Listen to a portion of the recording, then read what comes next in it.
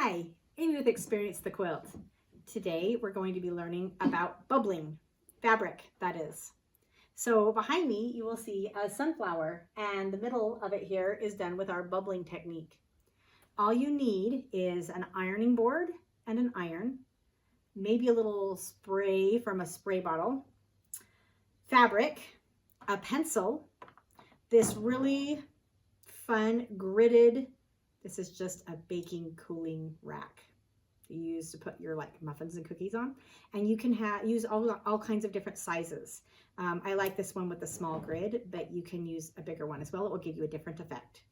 And then the last thing you need is mid-weight fusible interfacing, and that's what I have here. So first you need to cut out the size that you want. Like I knew I specifically wanted the middle of a sunflower, so I cut out my circle to be the size that I wanted it.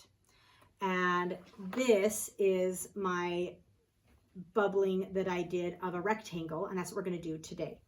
So first you just need to place your fabric with the right side down against the baking cooling rack, I should say. It's not a baking sheet. And then you use your pencil eraser end and you just start punching through the holes. And for the most part, it sticks. One trick that I found is as I was doing more of it, some of the holes would start to, as I did the next to it would start to come out. And that's okay because you don't need every single bubble to be through. It's okay. But see, now look, it all just fell out. So what I found is I use a little bit of water. If I spray a little bit, just a tiny bit, this is a mister bottle. I love them. I use it for everything. But so it's just a little bit of water. A spray bottle will work, but I like how it just shoots a little bit of water.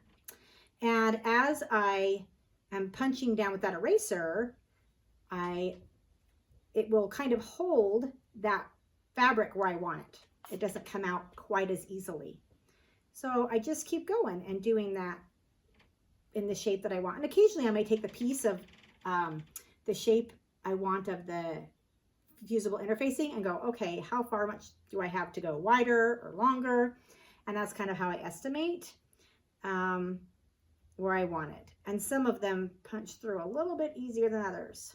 So as I'm going through this, and I've also found on my last one, doing this one, I used my ironing board and I would pin. So I would stick, let me grab my pins. I would stick my pins where I wanted it, and it kind of helped hold it where I wanted it as well. So if you do it on the ironing board, you can kind of put your pins here and there. Not a lot, but I found the water worked the best, that it kind of just held it where I wanted it. So as I'm punching through, you use way more fabric than you think you need. So make sure you cut enough fabric for the shape you have. Cut it bigger. And you can see the bubbles forming on the bottom. And then when you're all done, I'm going to take these little pins out, and you take your interfacing with the bumpy side down against the wrong side of the fabric. You will place that and take your hot iron, and I don't put water in my iron because I always seem to have them break easier and faster that way. So I always use a spray bottle when I iron. So if I spray this a little bit, it will make the steam that I want, because you do want some steam to iron. Plus you have water in the fabric, that's going to produce some steam too. So you don't need a whole lot. And as I hold that on there, it will hold those bubbles in place. Then I can stitch it down where I want it. Do you see? We got bubbled fabric. Isn't that fun? So then I could cut that circle or square or whatever it is that we had out, and you can sew it into anything. It can be a sunflower. You could make it, just add it to your regular traditional blocks and have a little bit of texture. Here is the quilt all done with the bubbles pieced in the middle of the sunflower. I sewed around the bubbles to attach it to the quilt, and then I loaded it on my long arm machine and just quilted the leaves and the petals around the bubbles. I thought it gave enough texture that it didn't need any quilting in the middle. And here are some close-ups of the quilting all done on the sunflower quilt with the bubble fabric in the middle. So another technique you can do with this fusible interfacing is wrinkling, or wrinkles, however you want to call it. This quilt I did years ago, and I just love it, and it is my river quilt. And the back of the fabric here, I don't know if you can see, has a lot of 3D wrinkles in it. And I wanted a lot of texture, like water. So this is something that you can do with your fusible interfacing. This time you'll place the interfacing down with the bump side up. That textured bumps that you feel on there will be faced up, and the smooth side on your ironing board. Then to take the fabric that you want, the way you want it, like your right side up too, because you're going to be attaching it to that fusible interfacing. And really all you're going to do is start folding different places that you want it, and you're going to iron with your iron.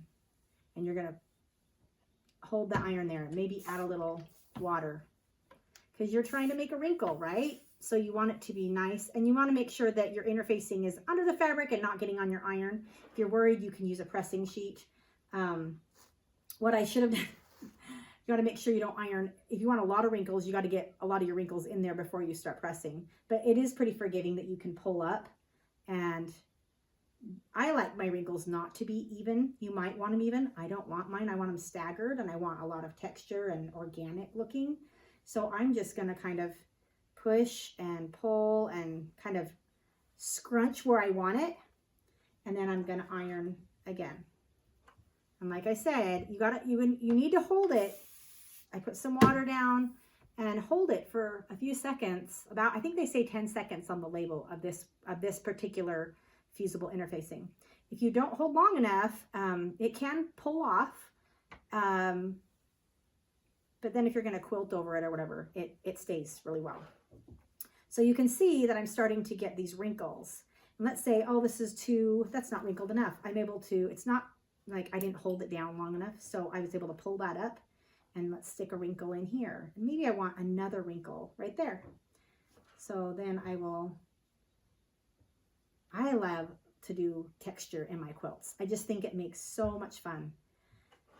So there, I have a whole bunch of wrinkles right there.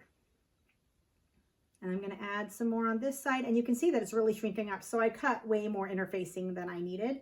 So if I'm worried about ironing it, I can then just come along here and cut it away so that I don't get it on my iron. I don't want glue on my iron. Although if you do ever get glue on your iron, do you know that dryer sheets work pretty good to rub it off?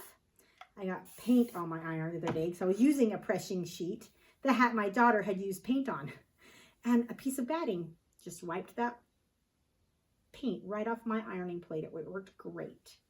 So you can see that I've made my wrinkles, and they should hold there so that I can then cut this in any shape I want and attach that into a quilt or stitch on it. I then took this quilt, and in the wrinkles I placed my ribbons and sewed it down so that the ends of the ribbons were hidden, and that was a lot of fun. It was a really fun technique, and I plan to use that a lot more, especially in my next quilt I want to work on is trees, and I think this would be a great texture for tree trunks. Thanks for joining me. Send us your quilts. We machine quilt and couch quilts of all sizes. Check out our easy online ordering where you can pick from over 60 designs. Get your quilt on!